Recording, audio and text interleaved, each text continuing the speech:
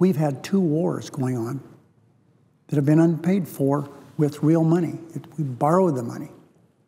Every Republican voted for these wars. So we should pay our bills. I was reassured by House Republicans' decision last week to back off their reckless threat to hold the debt ceiling hostage. Suspending the debt limit won't authorize a penny of new spending, but it will ensure we pay the bills we've already incurred.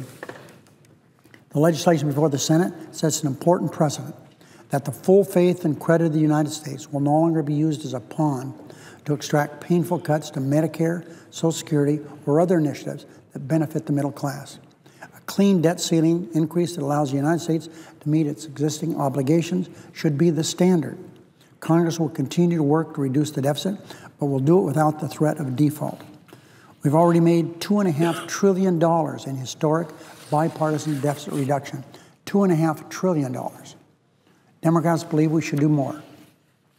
It's critical that we use a balanced approach that couples smart spending cuts with revenue from the wealthiest Americans and from closing the wasteful tax loopholes that I've just talked about.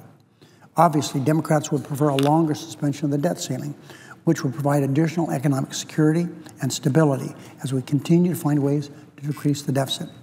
Raising the possibility that the United States could default on its obligations every few months is not an ideal way to run government. But a short-term solution is better than another imminent manufactured crisis. Every Republican admit that default would rock our financial system to its core. However, injecting uncertainty in the system every few months also has a chilling effect on the economy.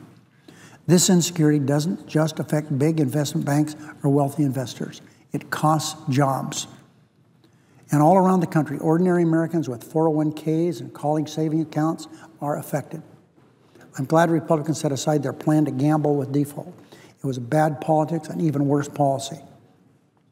Middle-class Americans remember the last time Republicans put us through a protracted fight over the debt ceiling in an effort to force deep cuts to Social Security, Medicare, and other programs important to the middle class.